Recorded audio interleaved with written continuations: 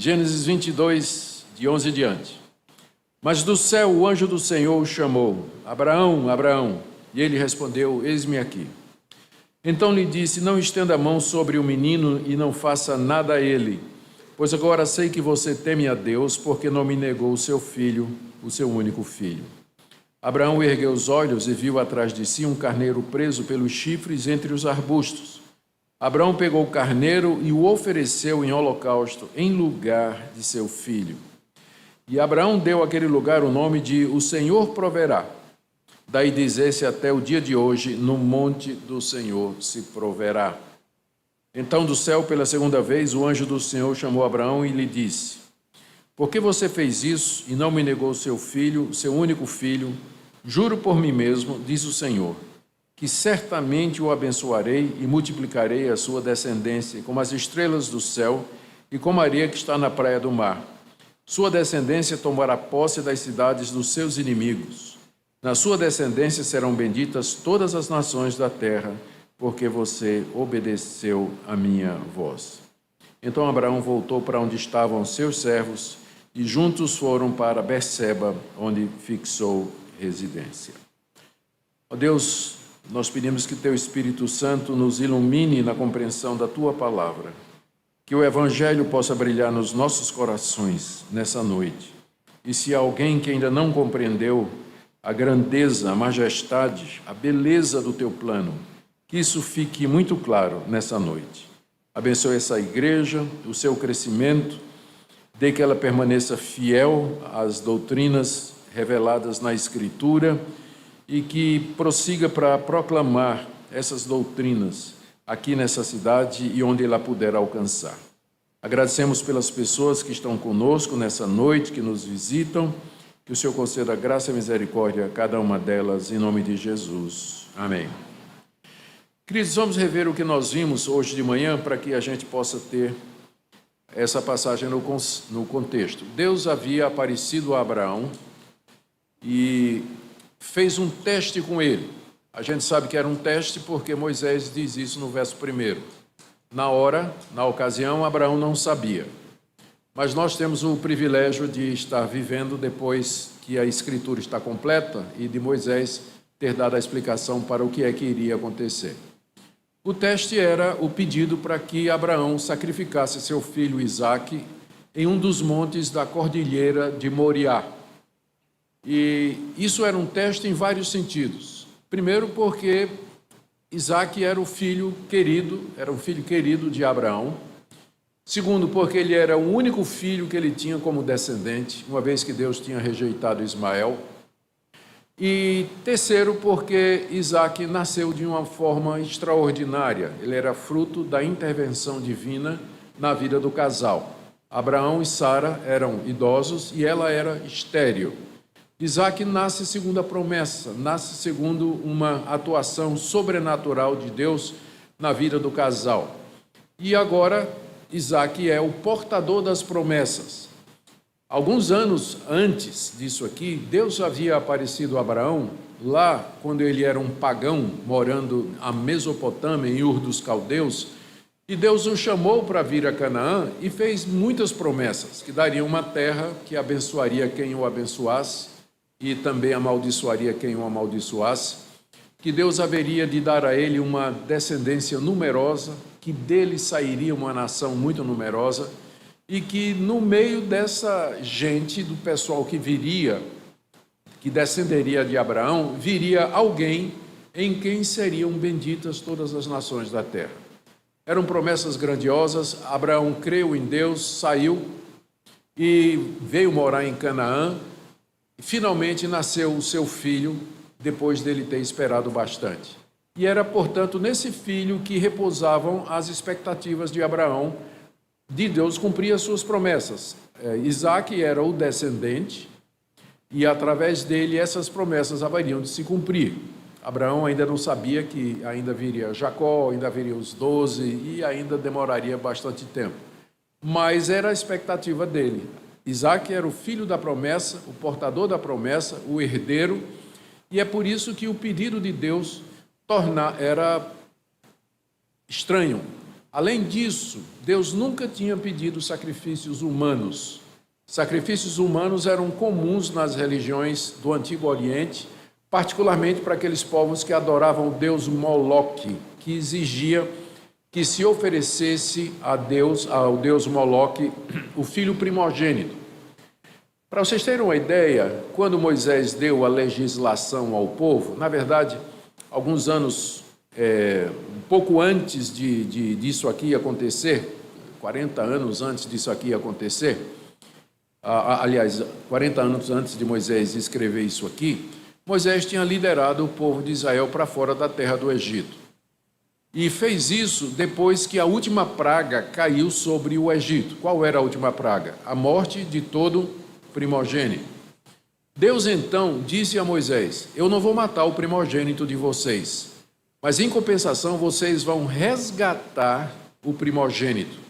Todo filho primogênito tem que ser resgatado, porque o primogênito pertence a mim, porque foi pela morte dos primogênitos do Egito que eu libertei vocês. Então fazia parte da lei de Moisés que quando nascia um menino, ele era de Deus, ele pertencia a Deus. É o mesmo conceito que tinha nas religiões pagãs, só que aí esse menino era oferecido aos deuses queimado, ele era morto e queimado, sacrificado. Mas Deus disse, através de Moisés, vocês podem resgatar o filho de vocês, no lugar dele vocês dão um cabrito, dão um cordeiro, vocês dão o que vocês puderem. É por isso que quando Jesus nasceu, a família dele, sendo pobre, eles vieram apresentar o menino exatamente para cumprir isso aí, e ofereceram ao Senhor um casal de pombinhos, porque eles não tinham dinheiro suficiente para pagar um cabrito, um cordeiro, no lugar de Jesus, para resgatar Jesus como primogênito. Então, essa ideia de que o primogênito pertencia ao Senhor, nas religiões pagãs significava o sacrifício. Mais adiante, dentro da religião semita, que é a linha da verdade, vai significar a entrega do primogênito a Deus, que pode ser resgatado mediante um animal. Por isso que para Abraão isso soou muito estranho quando Deus pediu que ele sacrificasse Isaque no alto de um monte. E o que nós lemos é de fato impressionante e desafiador. Mesmo diante de todas estas coisas, todos esses agravantes que eu coloquei aqui, Abraão resolve obedecer a Deus. Ele parte de madrugada com todos os apetrechos necessários para oferecer um sacrifício, com 2 servos, um jumento e o seu filho Isaque. Depois de 2-3 dias de caminhada, 70 quilômetros de distância, ele chega na região montanhosa de Moriá e lá Deus lhe mostra um monte onde ele deveria fazer o sacrifício do seu filho. E Abraão, então, numa demonstração de fé, primeira demonstração de fé, ele se volta para os empregados e diz: eu vou subir com meu filho para oferecer a Deus o sacrifício, mas eu volto com ele. Então, de alguma forma, Abraão acreditava de que Isaque haveria de sobreviver ou permanecer vivo, já que ele era o portador das promessas e Deus tinha garantido que de Abraão viria um povo numeroso e aquele Messias que haveria de abençoar o mundo, que nós sabemos que é o Senhor Jesus. Então, primeira prova da confiança de Abraão em Deus: nós voltaremos, vamos adorar Deus e voltaremos. Segundo, foi quando na metade do caminho, Isaque se percebeu que dentre o material necessário para o sacrifício, estava faltando o mais importante, a vítima. Cadê o cordeiro, meu pai? Resposta de Abraão: Deus proverá para si o cordeiro. Deus proverá. Daí, inclusive, é daí que vem o nome daquela região ali, no monte do Senhor se proverá, como a gente vai ver daqui a pouco. E Abraão, então, no alto do monte, finalmente descortina toda a verdade para o seu filho, faz os preparativos e ele está agora prestes a ir avante. O próximo passo era o golpe no pescoço, na jugular de Isaque, para que ele sangrasse, e em seguida ele seria consumido totalmente no fogo, porque era isso que um holocausto significa, em contrapartida a sacrifícios oferecidos, onde o animal era partido e assim por diante. E é aqui que nós deixamos hoje de manhã a história. O que nós vemos aqui é o desfecho dessa prova, lembrando aquilo que Deus diz, que a palavra de Deus nos diz, que não nos veio provação que não fosse humana, mas Deus é fiel e não permitirá que vocês sejam tentados além do que vocês podem suportar. E juntamente com a provação, Ele proverá o escape. Ele proverá o escape para que vocês aguentem sem ter que cometer pecado.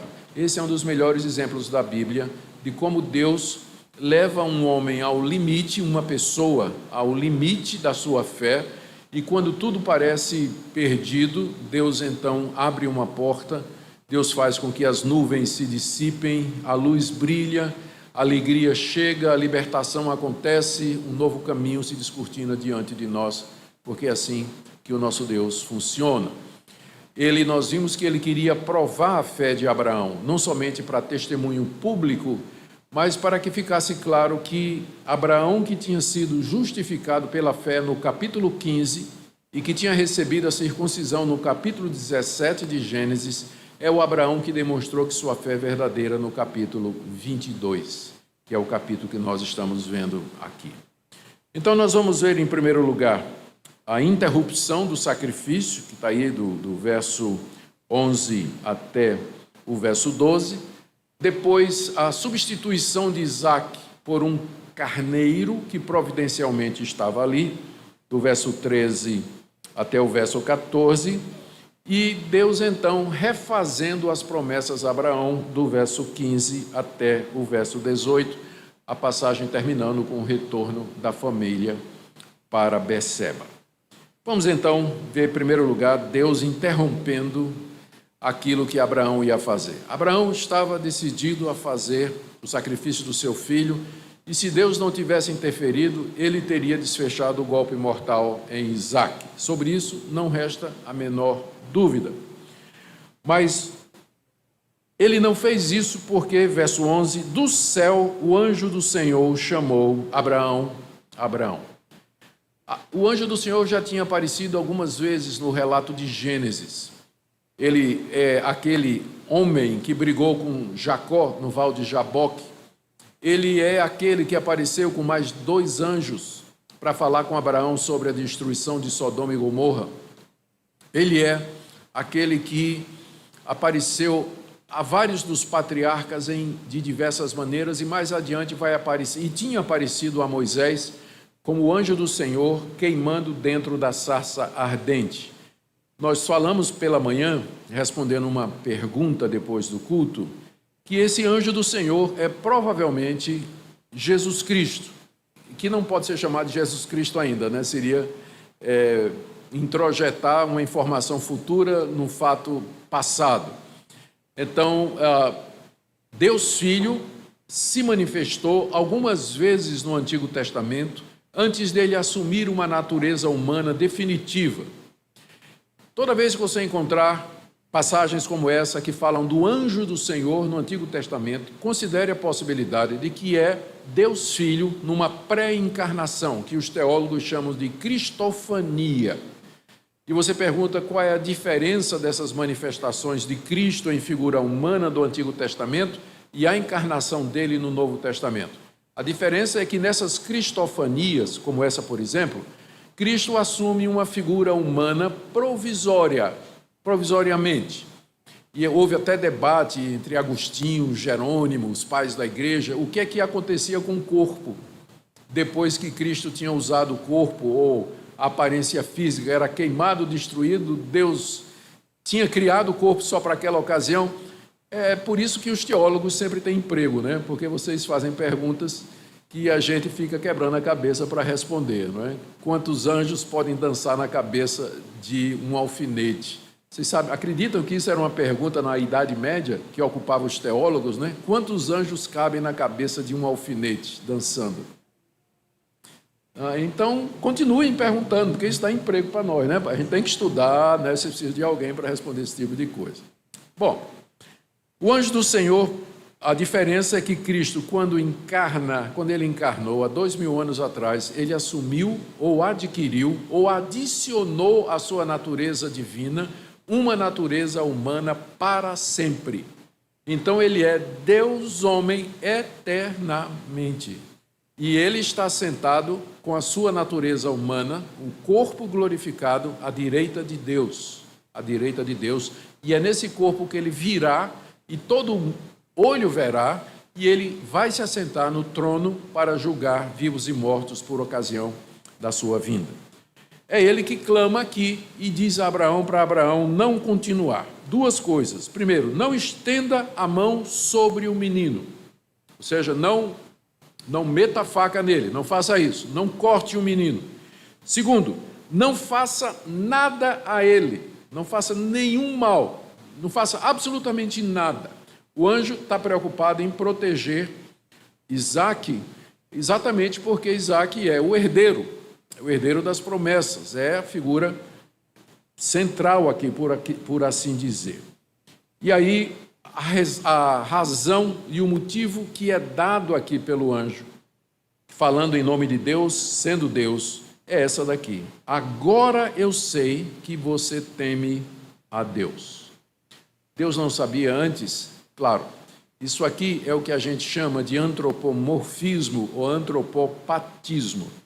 A primeira parte, antropomorfismo, se refere àquelas passagens da Bíblia em que Deus se manifesta como se fosse um ser humano. A Bíblia, por exemplo, diz: os olhos do Senhor estão em todo lugar. Deus não tem olho. Lá em Isaías é dito assim: os ouvidos do Senhor não estão surdos para não ouvir o seu clamor. Deus não tem ouvido. O braço do Senhor não está encolhido para que não possa salvar. Deus não tem braço. E o que é isso, então? Na palavra de Calvino, é o Espírito Santo humildemente adequando a linguagem divina à compreensão humana, como se nós fôssemos crianças que estão aprendendo a falar e os pais usam textos, temas, palavras, expressões, ilustrações para que a criança possa entender. Então, Deus é indescritível, mas se a Bíblia fosse escrita para elefantes, teria escrito: a tromba do Senhor não está encolhida para que ele não possa salvar. Então, é uma linguagem antropomórfica, ou seja, a semelhança do homem, para que nós possamos entender. A outra, antropopática, aqui você já tem outra palavrinha, pathos, que significa emoção. Às vezes às vezes a Bíblia fala de Deus em termos das emoções humanas. O Senhor se arrependeu. Deus não se arrepende, a gente se arrepende. Mas para a gente entender o que é que aconteceu com Deus, a Bíblia diz: Deus se arrependeu, que é uma coisa que a gente sabe o que é.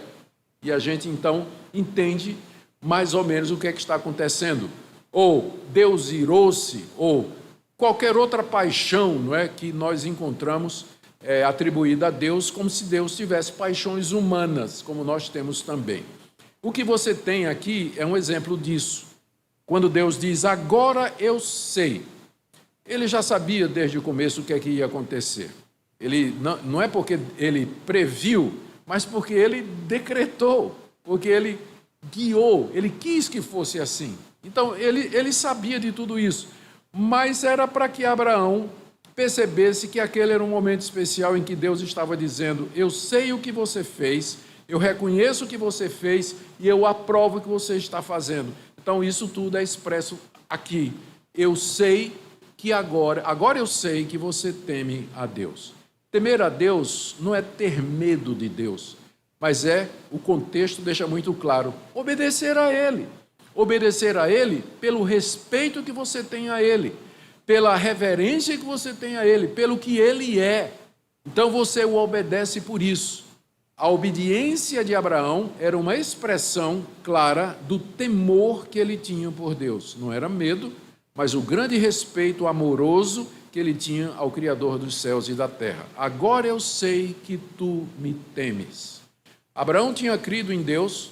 Abraão tinha ouvido o chamado de Deus quando estava em Ur dos Caldeus, mas era preciso agora a prova última e final de que a sua fé era verdadeira, e Abraão passou na prova. Deus aqui está dizendo: está aprovado, parabéns, nota 10, agora eu sei que você teme a Deus. Por quê?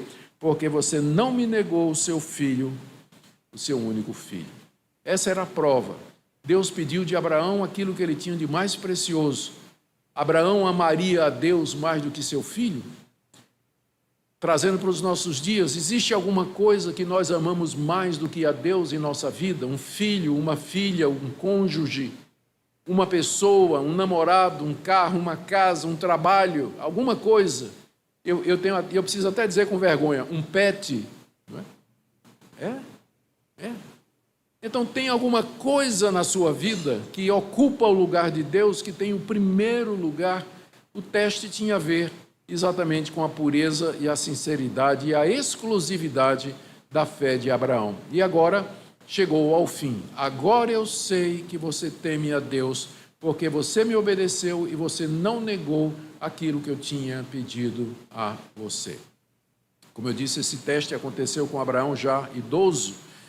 E eu volto a dizer para os idosos, não é, meus colegas de sofrimento, de que a idade não vai fazer essas coisas desaparecer. Deus vai continuar testando você até o último dia da sua vida. Nunca vai chegar um momento em que Deus vai dizer: pronto, eu estou satisfeito com você. Não vou mais fazer teste, não vou mais mandar aprovação, não vou mais fazer exigências, não vou colocar você em situação difícil, não vou fazer mais isso. Nunca vai chegar o momento em que Deus vai dizer isso, porque Ele vai estar trabalhando no seu caráter, vai trabalhar nas virtudes, vai trabalhar em você até que você seja semelhante ao Senhor Jesus, que é o alvo dele, nos tornar semelhantes a seu Filho. Tem uma lenda grega de um gigante chamado Procusto, não Augusto, Procusto, tá certo? Que ele, as minhas piadas estão infames hoje, viu? Vocês me perdoem. O gigante morava numa ilha rochosa, onde muitos navios naufragavam. E o gigante tinha tinha uma cama de ferro. Ele pegava os náufragos, que tinham a infelicidade de aportar as costas da sua ilha, ele pegava, levava para o seu castelo e colocava o infeliz em cima da sua cama, a cama de Procusto. Se ele fosse maior do que a cama, ele serrava os pés do cidadão. Se ele fosse menor do que o tamanho da cama, ele esticava até que a pessoa ficasse certinho do tamanho da cama. É isso, em outras palavras, que Deus vai fazer com você até o fim da sua vida. Ele vai medir você contra Cristo. Se você está abaixo, ele vai esticar. Se você pensa que é mais do que Cristo, ele vai cortar. E todo esse processo é um processo doloroso que dura a vida toda. Se você está procurando nesse mundo aqui paz, tranquilidade, descanso, eu tenho uma má notícia para você: não é aqui o seu descanso. A esperança do crente é escatológica. Nossa esperança está na vinda do Senhor Jesus, no novo céu e na nova terra e na ressurreição dos mortos. Aqui é um vale de lágrimas. Deus nos dá aqui e acolá algum conforto, algum consolo, para que a gente possa suportar, como eu falei. Mas não pense que vai ser aqui que você vai satisfazer o desejo íntimo e natural que todos nós temos de paz, alegria, felicidade, realização. Não será aqui, né? Porque aqui Deus está nos preparando para o momento em que isso vai acontecer. É isso que ele tinha feito com Abraão aqui nessa passagem. Depois de Deus ter dito a Abraão que ele não estendesse a mão sobre o filho, declarou a aprovação de Abraão no teste. Lemos no verso 13 que Abraão ergueu os olhos e viu atrás de si um carneiro preso pelos chifres sobre os arbustos. Então Abraão pegou o carneiro e ofereceu em holocausto em lugar do seu filho. Aqui eu tenho muitas coisas a dizer, vou tentar resumir pelo amor do pessoal que está em pé, não é? Então, eu sei como é, eu vou tentar diminuir aqui. Primeira coisa, você já deve ter ouvido algum sermão, ou deve ter ouvido em algum lugar, que em Gênesis 22, a figura de Cristo é Isaac. Isaac é um símbolo de Cristo. Por quê? Ele subiu o morro, não é isso? Ele subiu um monte, Cristo subiu o monte do Calvário, ele ia ser sacrificado pelo seu Pai, como Cristo ia ser sacrificado pelo seu Pai, ele ia ser morto e o seu sangue derramado em cima do morro, como Cristo fez lá no Calvário. Então, não tem quem não leia Gênesis 22 e diga que Isaac é uma figura de Cristo. Você já deve ter ouvido isso aí. Isaac não é uma figura de Cristo. A figura de Cristo é esse carneiro aqui, que é sacrificado no lugar de Isaac.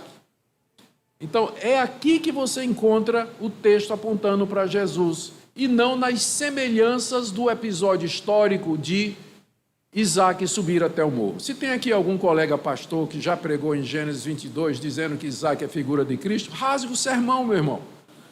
Pode tacar no mato, porque o certo é que Cristo é encontrado nesse momento aqui.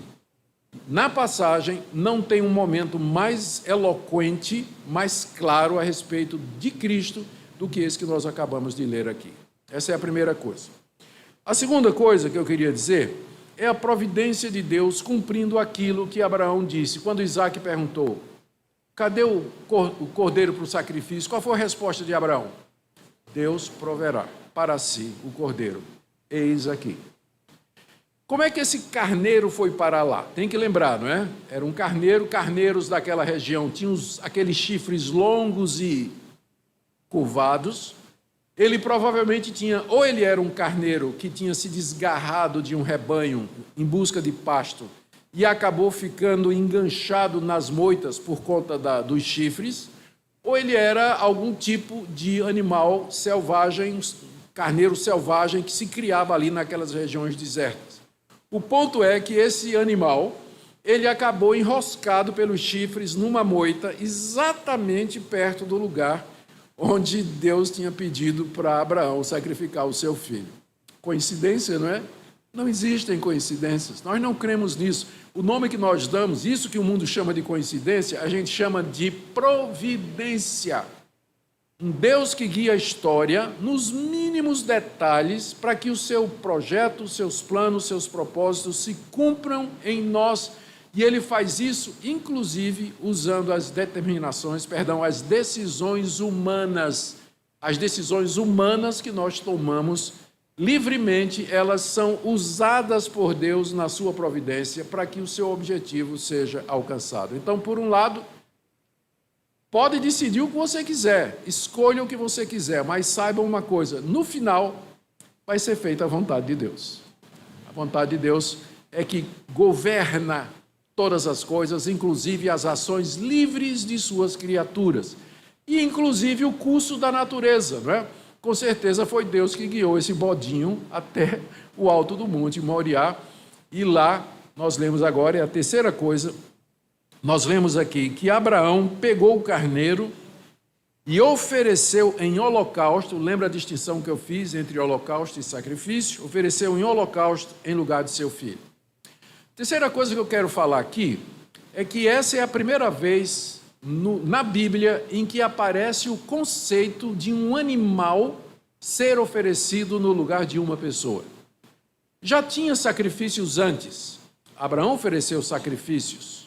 Os semitas ofereciam sacrifícios. Noé, quando saiu da arca, ofereceu sacrifícios. Mas apenas é dito que eles sacrificaram esses animais a Deus. Não é dito o motivo ou a razão. E a primeira vez na Bíblia em que esse motivo e essa razão aparece é aqui, quando é dito claramente que Abraão ofereceu em holocausto em lugar de seu filho. Aqui você tem encapsulado o Evangelho. O Evangelho é isso aqui, que o Cordeiro de Deus foi oferecido por Deus em sacrifício, em holocausto, em nosso lugar. É isso que o Evangelho representa. Deus mandando alguém tomar o meu lugar em cima daquela fogueira, no lugar na cruz. Deus aceitando a morte do seu filho em lugar da minha morte. Deus me imputando a justiça do seu filho, me atribuindo a justiça do seu filho, eu, pecador indigno. Deus me perdoando completamente todos os pecados, porque Cristo foi oferecido em meu lugar. Isso tudo é plano de Deus, e Deus aceitou o que Abraão fez, porque embora o teste tivesse terminado, quando Deus disse, agora sei que você me teme, mas o culto não tinha terminado. Precisava do sacrifício. E o sacrifício ali é oferecido no alto do monte, o cordeiro, o carneiro, tomando o lugar de Isaque. Cristo foi dado por Deus como o cordeiro eterno, que foi morto antes da fundação do mundo, não para dar uma chance para pecadores, mas ele morreu efetivamente para salvar pecadores. Ele não morreu para dar uma chance, ele morreu para salvar pecadores. A morte de Cristo é eficaz. E por causa da morte de Cristo, Deus vai convencer, vai chamar, vai buscar pecadores e vai trazê-los humilhados, quebrantados, humildes, arrependidos e em fé ao pé do altar para receber Cristo como seu Salvador. Cristo morreu para dar uma chance. Não. Cristo morreu para salvar pecadores. Você não vai em nenhum lugar do Novo Testamento e do Antigo ouvir essa expressão que o Filho de Deus se deu no alto da cruz para dar uma oportunidade para quem quiser ser salvo. Não, sempre é dito que ele morreu para salvar pecadores. Foi isso que ele fez. A morte dele é eficaz e efetivamente ele vai chamar pecadores para si. Outro ponto aqui que eu acho importante a gente destacar é que essa morte de Cristo, o cordeiro que tomou o meu lugar, foi feito de uma vez para sempre. No pensamento católico romano, toda vez que é celebrada a Eucaristia, pelas palavras e pelas palavras do sacerdote de instituição, aquela hóstia e o vinho se transformam no corpo de Cristo, de forma que Cristo estaria de novo se oferecendo ali, naquela mesa, em sacrifício. Nós não devemos pensar que o catolicismo romano acredita que Cristo está outra vez se dando em sacrifício. Na verdade, eles entendem que o sacrifício de Cristo se estende, continua a acontecer ali na Eucaristia. É uma morte constante e que é mediada pela igreja, para que você chegue a obter os benefícios da morte de Cristo. Você precisa ser participante da igreja, você precisa do sacerdote e você precisa participar do sacramento, para que chegue até você aquilo que Cristo fez na cruz. A diferença para aquilo que aconteceu no século XVI, quando muitos teólogos se revoltaram contra essa ideia, é que eles perceberam que, uma vez que Cristo foi dado em meu lugar por Deus, eu não preciso de mediadores humanos, eu não preciso da igreja, não preciso de sacramento, não preciso de sacerdote. Eu, aonde estou livremente, eu posso dizer, Deus, eu quero, eu aceito, eu creio. Você pode fazer isso diretamente a Deus e ser justificado, perdoado, recebido por Deus, seus pecados eliminados. Essa é a grande diferença entre o pensamento protestante e o pensamento católico a respeito da morte de Cristo. Que Cristo morreu em nosso lugar e morreu pelos nossos pecados. No catolicismo, você precisa da mediação da igreja, dos sacramentos e de um sacerdote para receber os benefícios.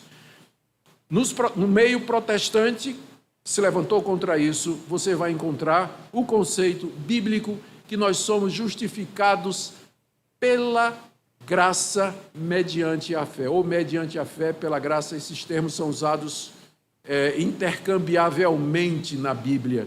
É pela graça de Deus, mediante a fé em Cristo Jesus, que nós somos livremente perdoados e recebemos gratuitamente os benefícios do que Cristo fez na cruz. Cristo aparece aqui, ele aparece no cordeiro, no carneiro, que toma o lugar de Isaque. Quem devia estar pendurado naquela cruz era você e era eu, mas Cristo voluntariamente tomou o lugar. E aí Abraão, verso 14, deu àquele lugar o nome O Senhor Proverá. Nós dizemos que a salvação do começo ao fim é obra de Deus. Deus proveu tudo o que era necessário para a salvação. Ele forneceu a vítima, ele forneceu o palco histórico, há 2000 anos atrás, lá na Judéia, em Jerusalém, no Monte Calvário. Ele forneceu os instrumentos humanos pelos quais tudo isso aconteceu. Faz parte da salvação que Deus providenciou convencer você, senão você jamais chegaria, faz parte do pacote. Como diz o apóstolo Paulo, pela graça sois salvos mediante a fé, e isso, regra de gramática fácil, o pronome demonstrativo se refere ao que está mais próximo dele, ao que antecede. O que é que ele disse antes? Pela graça sois salvos mediante a fé. E isso mas a fé, não é? E isso não vem de vós, é dom de Deus. Então, Deus proverá significa que ele proveu o sacrifício, a oferta pelo pecado, a imputação da justiça, e que você pudesse crer, senão você jamais acreditaria. Você jamais acreditaria. Você continuaria cego, surdo, endurecido para essas verdades na sua vida diária, vivendo para os prazeres, comendo e bebendo, porque amanhã você não tem esperança de absolutamente nada. Mas Deus proverá. E aí Moisés diz, não é? Por isso que naquele lugar se diz até o dia de hoje, até o dia em que Moisés escreveu, no monte do Senhor se proverá. É interessante que nesse monte, mais adiante, Salomão haveria de construir o templo onde sacrifícios eram oferecidos constantemente, para lembrar que no monte do Senhor, a salvação, Deus vai prover o que é necessário para a salvação do seu povo. Você não precisa de mais nada. Não são pelas suas obras, não é pelo seu mérito, não é porque você é religioso, não é porque você é uma pessoa boa, até porque não existe, não é porque você é uma pessoa que nunca pecou, também porque não existe, mas é pela soberana graça, amor e misericórdia de Deus, no monte do Senhor se proverá. Aqui você tem a essência do que é o Evangelho, um Deus que salva pecadores. Um Deus que salva pecadores. Bom, e aí vamos para a terceira e última parte do nosso texto, quando Deus refaz as promessas a Abraão à luz da sua obediência. Então do céu, estou no verso 15, do céu pela segunda vez o anjo do Senhor chamou Abraão e disse: por que você fez isso e não me negou seu filho, seu único filho? Juro por mim mesmo, diz o Senhor. Não é que as promessas, elas dependiam da fidelidade de Abraão ou das obras de Abraão, porque nós sabemos que o próprio Abraão seria o primeiro a dizer que alguma coisa, que a persistência dele em ir com a ordem de Deus de matar seu filho, sem que ele voltasse atrás, ele ia atribuir isso à graça de Deus e à misericórdia de Deus. Então, quando Deus, Agostinho tinha uma frase que dizia assim: ó Senhor, ordena o que queres, comanda o que queres e opera em mim o que pedes. Então, Deus pode me pedir o que Ele quiser, desde que Ele opere em mim o querer e o efetuar. Então, eu não tenho medo dos mandamentos de Deus, porque aquilo que Deus pede, Ele opera, como está escrito: Deus é o que opera em vós, tanto o querer quanto o efetuar. Abraão seria o primeiro a dizer que foi a graça de Deus que fez com que ele fosse até o fim no Monte Moriá. Então, quando Deus diz aqui, por que você me obedeceu, eu vou dar essas promessas, não é que é baseado em obras, mas é que Deus recompensa aquilo que Ele mesmo faz nas pessoas. E é isso o segredo do galardão, não é? É por isso que lá no livro de Apocalipse, muita gente pergunta sobre o galardão, lá no livro de Apocalipse tem aquele quadro dos anciãos que diante do trono do Cordeiro tiram as suas coroas de ouro e depositam nos pés do Cordeiro. Que figura linda! Quando chegar no céu, Deus vai chegar para você e vai dizer: olha, eu vou recompensar que você suportou aquele marido mal-humorado, que você cuidou do seu filho deficiente até a sua morte, não é? Você cuidou, você não desistiu, você me amou. Você fez tanta coisa boa, eu quero recompensar. E você vai pegar aquela recompensa e você vai colocar aos pés de Jesus e dizer: Senhor, se alguma coisa eu fiz, foi somente pela tua graça. Como Paulo disse, Efésios 2, verso 10, que Deus nos preparou ou que Deus nos salvou para boas obras que Ele de antemão preparou para que andássemos nelas. Até as boas obras que você faz, Deus proverá. Foi Ele que proveu. Por isso que no fim, toda a glória é de quem? É de Deus. É de Deus. Toda a glória é de Deus no final. Mas vamos lá. Por que você fez isso? Deus disse. E aí vem a ratificação das promessas, 3 coisas. Primeiro, certamente o abençoarei. Ter a bênção de Deus. Que coisa preciosa. Não tem nada que a gente deseje mais. Ser um abençoado de Deus. Porque ai daquele que é maldito de Deus. Terrível coisa é cair nas mãos do Deus vivo. Terrível coisa é cair nas mãos do Deus vivo. Eu te abençoarei. Isso implicava todo tipo de bênção. Segunda coisa, certamente o abençoarei e segunda coisa, multiplicarei a tua descendência. E aí aqui Moisés junta 2 figuras que já aconteceram antes para indicar como seria numerosa a descendência de Abraão. Multiplicarei tua descendência como estrela dos céus e como a areia que está na praia do mar. Isso já tinha sido dito antes, mas em ocasiões diferentes. Aqui Moisés junta tudo. Quer dizer simplesmente, é tão numeroso que não tem como você contar. Deus tinha prometido e agora Ele ratifica. Eu vou fazer você um grande povo. Terceira coisa, a sua descendência tomará posse das cidades dos seus inimigos. Isso aqui pode significar que na guerra os descendentes de Abraão seriam vitoriosos, ou eu entendo que é uma maneira de dizer: na tua semente serão benditas todas as nações da terra. Virá alguém da descendência sua, em quem todas as cidades, todas as nações, todos os povos serão abençoados, e assim eles farão parte do seu povo. É mais uma vez a promessa do descendente abençoador das nações que nós temos aqui. Deus ratifica essas promessas. Qual é a diferença do que Ele tinha feito antes? É a introdução. Porque você fez isso e não me negou seu filho, seu único filho, juro por mim mesmo. Até agora Deus não tinha jurado. Tem gente que diz que jurar é pecado, né? O que a gente faz com essa passagem aqui?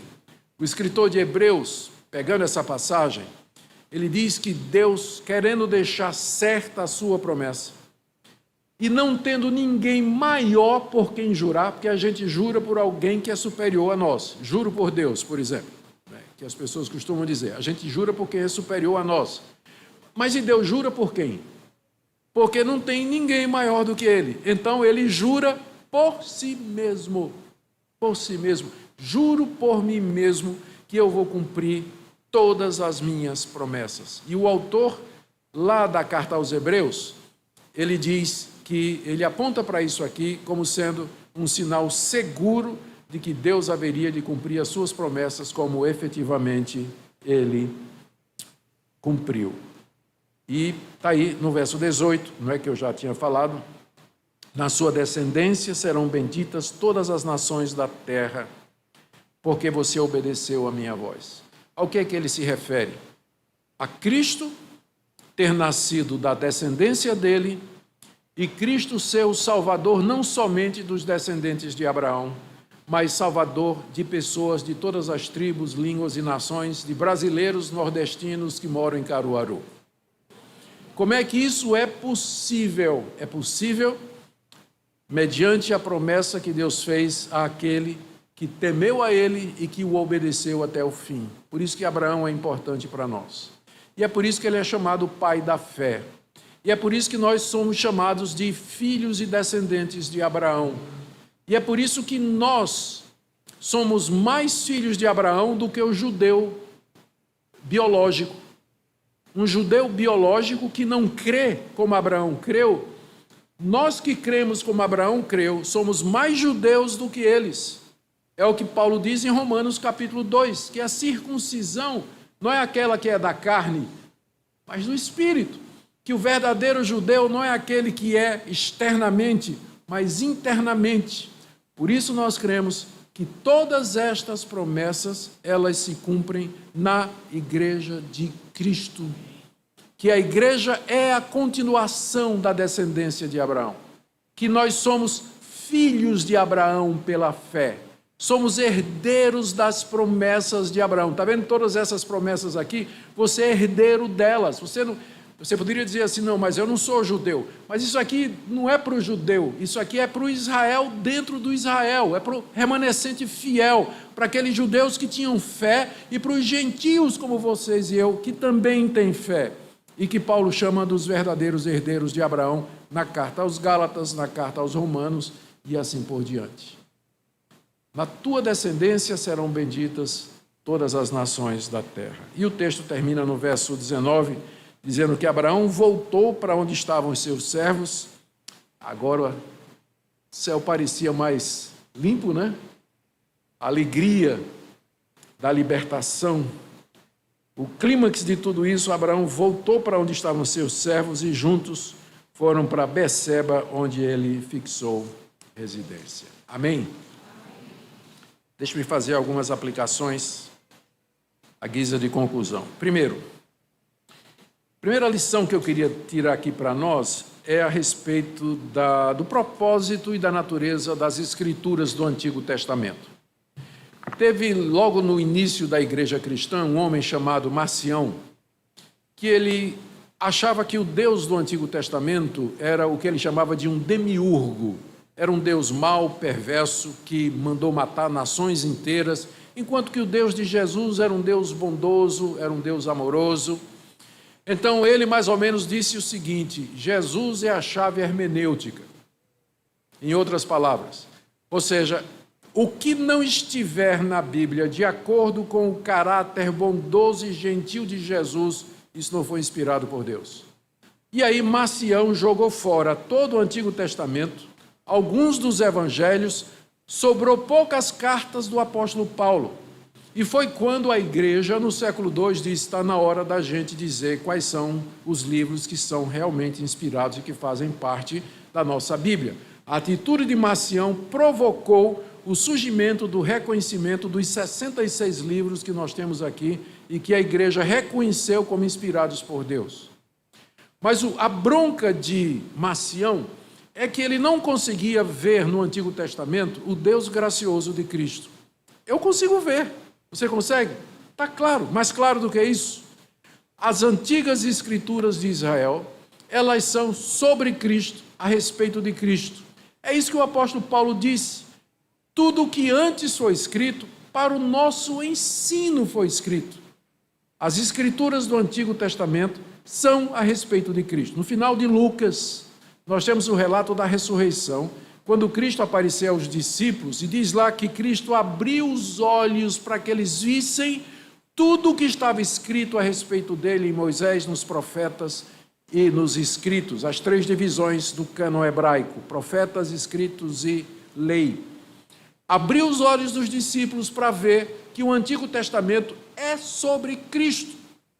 Então a lição que eu tiro é essa: não vá atrás de quem menospreza, diminui ou faz pouco do Antigo Testamento. Segundo, não caia nessa de que o Antigo Testamento é lei e o Novo Testamento é graça. O Antigo Testamento é graça, tanto quanto lei, e o Novo Testamento é lei também. A palavra de Deus no Novo Testamento manda que a gente seja cheio do Espírito, que a gente ame a esposa, que respeite o marido, que crie os filhos, que respeite os mais velhos, se submeta à autoridade. O Novo Testamento está cheio de lei. Então não vá nessa distinção. Antigo Testamento é lei, Novo Testamento é graça. Porque é uma revelação só. É um Deus só. É a mesma e única história da redenção. Para resumir, a gente poderia dizer que a Bíblia tanto o Antigo como o Novo Testamento, é o registro dos atos salvadores de Deus na história. E nós acabamos de ver Deus interferindo na história para promover a salvação que ele tinha planejado antes da fundação do mundo, colocando-a em prática. Essa é a primeira coisa que eu queria trazer. A segunda coisa é que eu queria bater aqui mais uma vez, tocar, é sobre as boas novas do Evangelho, em que é que elas consistem. O Evangelho e, portanto, o cristianismo consiste nisso, que Deus proveu a salvação, tudo aquilo que era necessário para que você e eu fôssemos salvos. Eu sei que muita gente fica confusa com a quantidade de religiões que existe. Quando eu estava fazendo o meu doutorado lá nos Estados Unidos, muito tempo atrás, eu me lembro que eu tive que fazer uma pesquisa na biblioteca de Westminster, e lá, procurando, eu nem me lembro mais o que, eu encontrei um livro dessa grossura que me chamou a atenção. Era Manual Atualizado das Religiões Mundiais. Digo, opa! Aí peguei o livro dessa grossura, letra miúda, descrevendo todas as religiões que eles tinham mapeado até aquele presente momento. Isso aí foi entre 1991 e 1994, mais ou menos. Eu abri, eu não dava conta, tinha centenas e centenas de religiões. E aí eu pensei, e se a gente, em vez de comparar as religiões dessa forma, sociologicamente, a gente comparasse pegando um tema que é central, que é a soteriologia. Soteriologia é a doutrina da salvação. O que é que essas religiões ensinam a respeito da salvação? Como é que o homem se salva?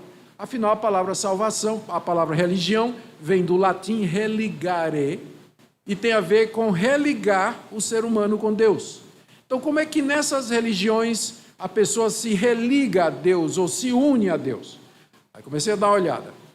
Os rituais variavam, as demandas diferiam, mas todas essas religiões tinham em comum uma coisa. Em todas elas, a salvação dependia do homem. Você tinha que fazer alguma coisa, tinha que cumprir algum ritual, pagar alguma promessa, entrar em algum propósito, seguir uma certa moralidade, cumprir determinado quadro de leis, crer em determinadas coisas. Então, a salvação dependia, em todas elas, a salvação era de baixo para cima, o homem procurando a Deus. Só tinha uma religião em que esse movimento era contrário, o cristianismo histórico. É a única religião em que Deus vem salvar o homem gratuitamente e onde a salvação não é resultado dos méritos humanos. Portanto, falando nesse sentido, só existem duas religiões: a religião da graça, a religião onde Deus salva, e a religião das obras. Existem apenas duas religiões. E isso torna mais fácil a gente definir o cristianismo exatamente dessa forma. É aquele sistema de crenças e práticas onde Deus provê a redenção plena do seu povo, sem que para isso ele exija ou demande algum mérito, alguma benfeitoria, alguma moralidade ou alguma coisa que nós façamos. Isso fica claro aqui quando Isaac é substituído plenamente por um cordeiro que Deus providenciou. E a última coisa que eu queria dizer, terceira, fidelidade de Deus, eu já falei, cumpriu as promessas para Abraão. A última coisa que eu queria falar era isso aqui: a natureza do sacrifício de Cristo. Eu, quando fui estudar na Holanda, continuando o doutorado, comecei nos Estados Unidos, tinha que continuar na Holanda. E lá o meu professor, ele tinha sido professor assistente do grande Herman Ridderbos. Ridderbos era um teólogo holandês comprometido com a fé, com a autoridade da Bíblia, mas ele já tinha morrido e o professor assistente dele ocupou a cadeira dele lá na Universidade de Kampen, onde eu fui estudar. Só que esse homem não tinha nada a ver com Ridderbos. Para começar, ele não cria na Escritura como palavra de Deus. Quando ele descobriu que eu era um aluno de doutorado e que eu era conservador, que acreditava na Bíblia, Esse homem começou a fazer o que ele podia para destruir a minha confiança na Bíblia, como seu professor na universidade, depois que ele descobriu que você é crente. Então, aconteceu isso lá na Universidade de Teologia de Kampen. Ele me deu uma pilha de livros de teólogos alemães, liberais, que não acreditavam na Bíblia, não acreditavam na ressurreição de Cristo. Eu escapei de virar ateu. Providência de Deus. No pacote Deus proverá, tem não somente a salvação, mas a perseverança dos santos. Porque não adianta nada Deus salvar e deixar a manutenção da salvação a meu critério. Deus me salva hoje, eu me perco amanhã. Então faz parte Deus salvar e segurar o salvo até que ele alcance o destino final. Não é? Então, se a salvação pode ser perdida, você já perdeu, meu irmão. Você já perdeu. É Deus quem nos segura e nos sustenta. Bom, eu escapei por um triz. Depois eu soube que esse homem, e aqui está o meu ponto, ele defendeu lá diante da igreja reformada holandesa, que era quem mantinha aquela faculdade, ele defendeu a tese exemplarista da morte de Cristo. Ele queria que a igreja reformada holandesa assumisse a tese de que Cristo morreu na cruz para dar exemplo para nós de como a gente deve obedecer a Deus até o fim. Mas ele não morreu no lugar de ninguém, não pagou a culpa de ninguém, ele não, o que ele fez não vale para nenhuma outra pessoa, porque ele é um ser humano como você e como eu. Chama-se a doutrina exemplarista da morte de Cristo.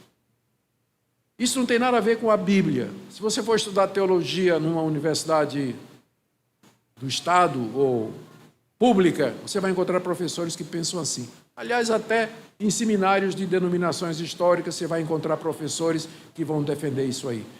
Biblicamente falando, a morte de Cristo foi vicária, ou seja, foi no meu lugar, substitutiva, ele tomou o meu lugar, e ela é expiatória, com X, com S não. Ela é expiatória, ou seja, expiou, pagou completamente a minha dívida diante de Deus.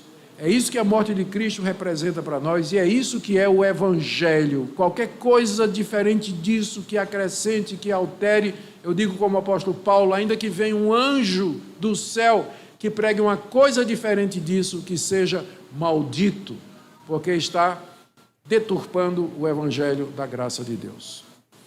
Como está você nessa noite? Em que você crê? No fundo do seu coração, você crê que Deus ressuscitou a Jesus dentre os mortos? Você tem alguma expectativa de que a sua salvação será pelo seu merecimento?